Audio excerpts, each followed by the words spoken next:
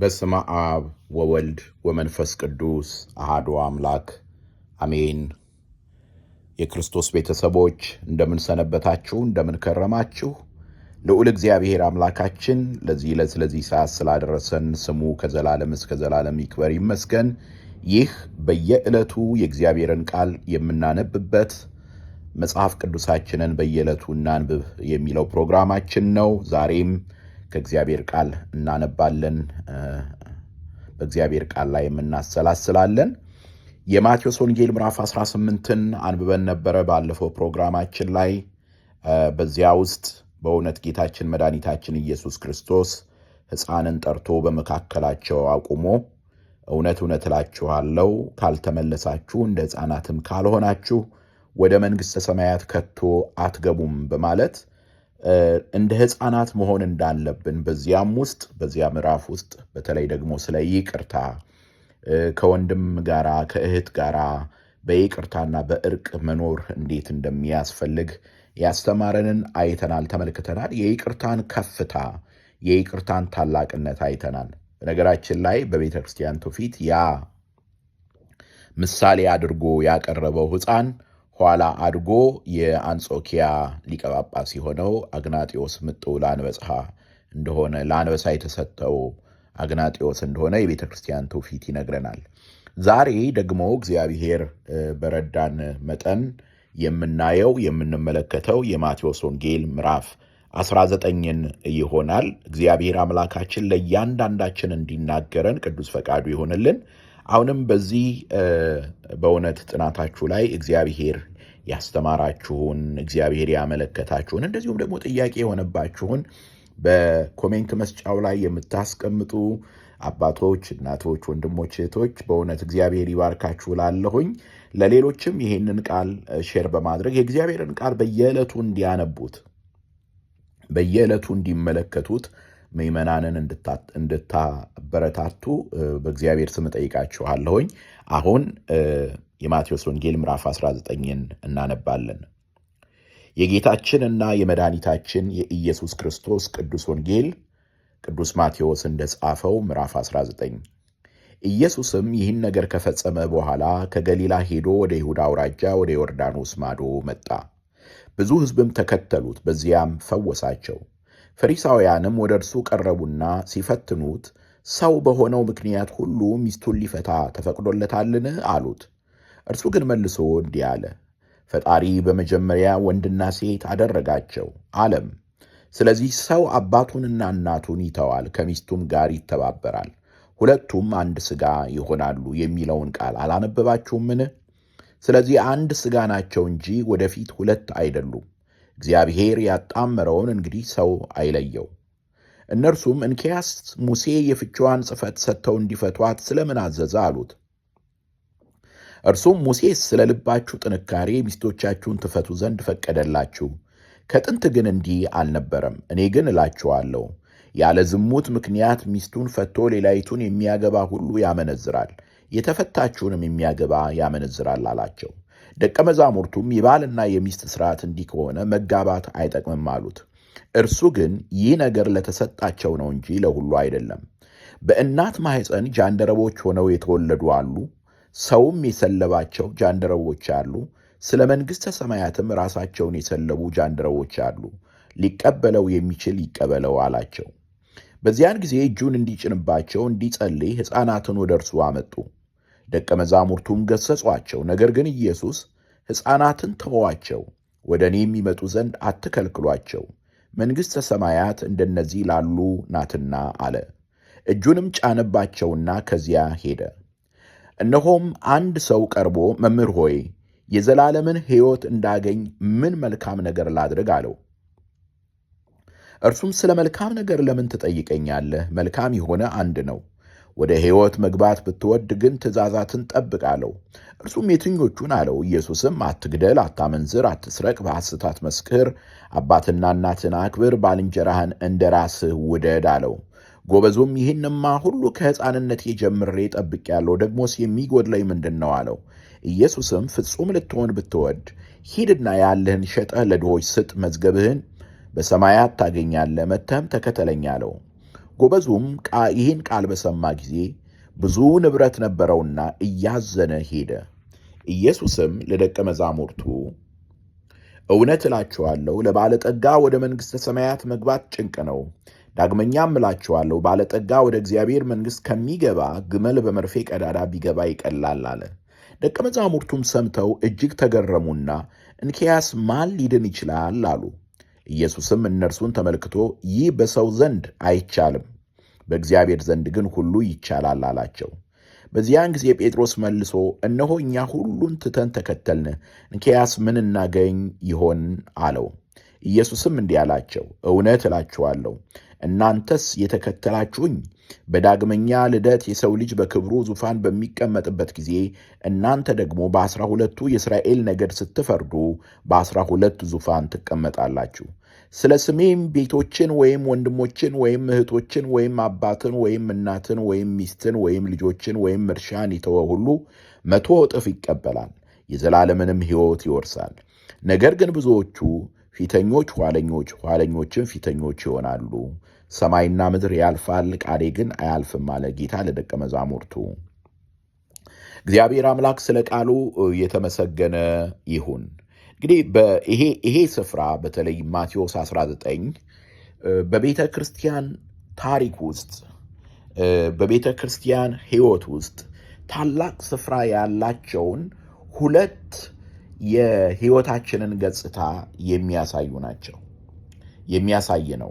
የመጀመሪያው አንደኛው የጋብቻን ክቡርነት፣ የጋብቻን ታላቅነት ወይም ደግሞ ቅዱስ ጳውሎስ በኤፌሶን ምዕራፍ 5 ላይ የተናገረውን እናስቀምጠውና የጋብቻን ምስጢርነት ሳክራመንት መሆኑን የምናይበት የምንመለከትበት ነው።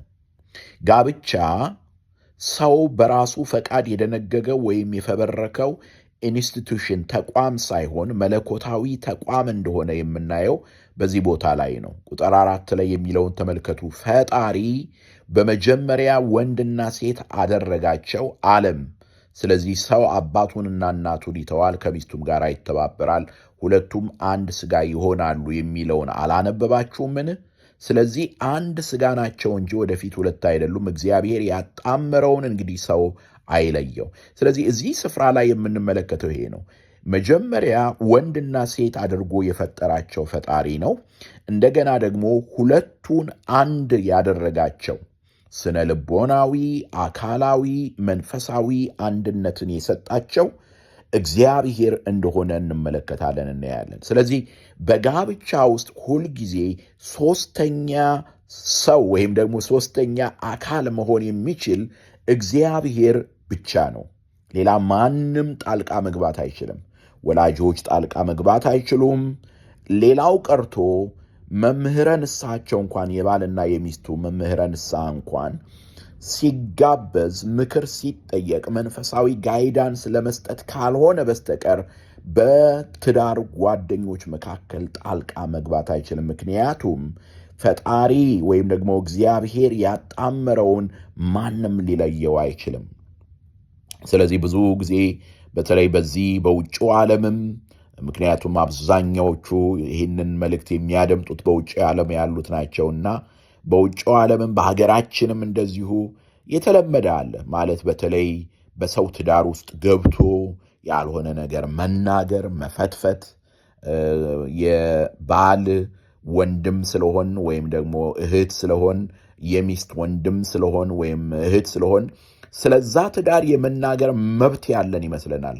አባት እናትም ስለሆን ስለዚያ ትዳር የመናገር መብት ያለን ይመስለናል። በፍጹም የለንም።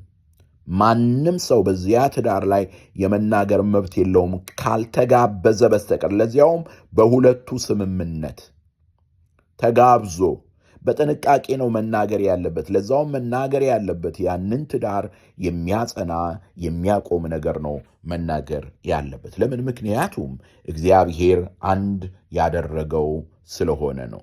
እግዚአብሔር አንድ ያደረገው ስለሆነ ነው። በብሉይ ኪዳን ሙሴ ምክንያቱም ይሄ መፋታት በሌለበት ሁኔታ ውስጥ እጅግ በጣም አሳዛኝ የሆነ ሕይወትን የሚኖሩትን ነፃ ለማውጣት በተለይ ብሎ ሙሴ ያዘዘው ቃል ነበረ።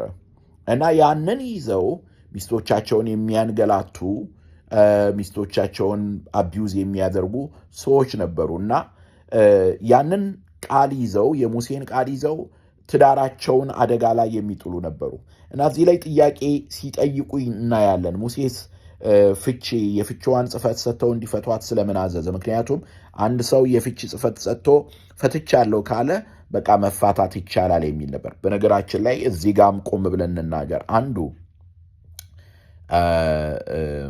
በዚህ ዘመንም አሳዛኝ የሆነው ነገር ለምሳሌ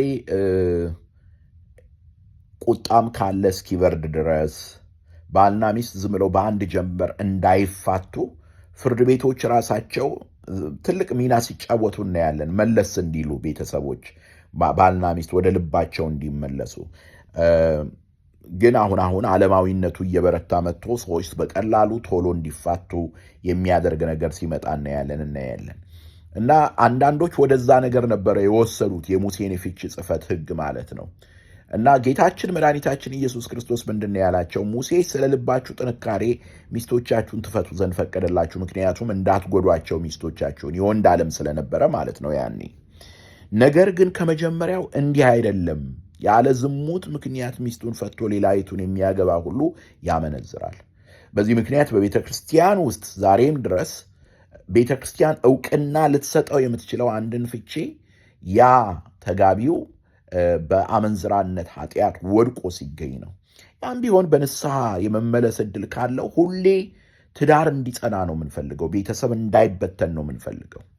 እና አንዱ የቤተ ክርስቲያንን አደጋ የምናየው ዓለማዊነት በመስፈኑ፣ አገልጋዮች እንደ እግዚአብሔር ሐሳብ ማገልገል አለመቻላቸው፣ ያ ሁሉ እንዳለ እንደተጠበቀ ሆኖ አንዱ የቤተ ክርስቲያንን አሳዛኝ ሁኔታ ማየት ከፈለጋችሁ የቤተሰብ ስታተስን ነው ማየት ያለባችሁ። የፍቺው ሬት በአሁኑ ወቅት በክርስቲያኑም በዓለማዊውም እኩል ነው እና ይሄ የሚያሳየው ምን ያህል መንፈሳዊነታችን ድካም ላይ እንዳለን እንመለከታለን፣ እናያለን ማለት ነው። ስለዚህ ጌታችን መድኃኒታችን ኢየሱስ ክርስቶስ የትዳር ክቡር እንደሆነ ማንም በዘፈቀደ ዝም ብሎ እንደማይፈታው፣ እንደማይበትነው፣ እንደማያፈርሰው ሲናገር እንመለከታለን ያለን እና ደቀ መዛሙርቱ ትንሽ ደነገጡ። እንደዚህ ጽኑ ከሆነ የባልና የሚስት ሥርዓት እንዲህ ከሆነ መጋባት አይጠቅም አሉት እና ጌታ ምንድን ነው ያላቸው? ይህ ነገር ለተሰጣቸው ነው እንጂ ለሁሉ አይደለም ማለት እና ለተሰጣቸው ማለት ትዳር ለሁሉ አይደለም። በነገራችን ላይ ትዳር ለሁሉ አይደለም፣ እግዚአብሔር ለሰጠው ነው። ስለዚህ ትዳር ራሱ ጊፍት ነው። እግዚአብሔር እንዲሰጠን መጸለያ አለብን። ኦኬ፣ ትዳር ጊፍቱ ካልሆነስ አንድ ሰው ምንድን ነው መሆን ያለበት? ዝም ብሎ ተዘልሎ ይኖራል ወይ? አይሆንም። ምንድን ነው የሚሆነው? በብሕትውና መንገድ በድንግልና ሕይወት ይኖራል ማለት ነው።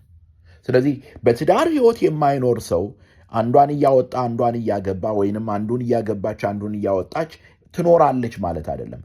ለትዳር እግዚአብሔር አልጠራኝም ካለ አንድ ሰው በድንግልና ሕይወት ሆኖ እግዚአብሔርን እያገለገለ ይኖራል።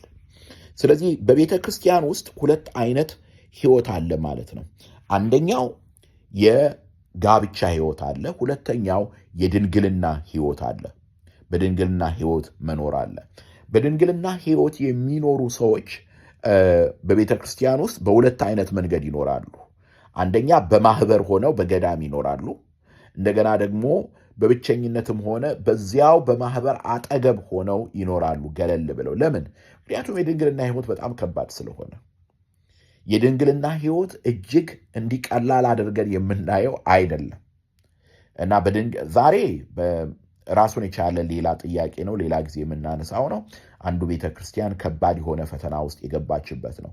ሰዎች ሁሉ በድንግልና ሕይወት መኖር አይችሉም። ሰዎች ሁሉ ወደ ምንኩስና ሕይወት መምጣት አይችሉም። ለሹመት ብለው ለእንጀራ ብለው ወደ ምንኩስና ሕይወት የሚመጡ ትዳርን አቮይድ አደረግን ብለው የሚመጡ በራሳቸው ላይ እሳት የሚከምሩ ብዙዎች ናቸው። ጋብቻም ልክ እንደዚሁ ነው። ጋብቻም እግዚአብሔር ካልሰጠን ዝም ብለን ዘው ብለን የምንገባበት አይደለም። ለዚህ ነው አንዳንዶች በማይረባ በማይሆን አኳኋን ሕይወታቸውን ሲያበላሹ የሚታዩት እና በዚህ ስፍራ ላይ የምንመለከተው ሁለቱም ክቡር እንደሆነ ደግሞ ማወቅ አለብን። አንዳንድ ጊዜ አንዳንዶች ጋብቻን ንቀው አቃለው ድንግልናን ከፍ አድርገው ለማሳየት የሚፈልጉ አሉ። አንዳንዶች ደግሞ ድንግልናን ንቀውና አቃለው ጋብቻን ከፍ አድርገው ማሳየት የሚፈልጉ አሉ። ሁለቱም ልክ አይደሉም።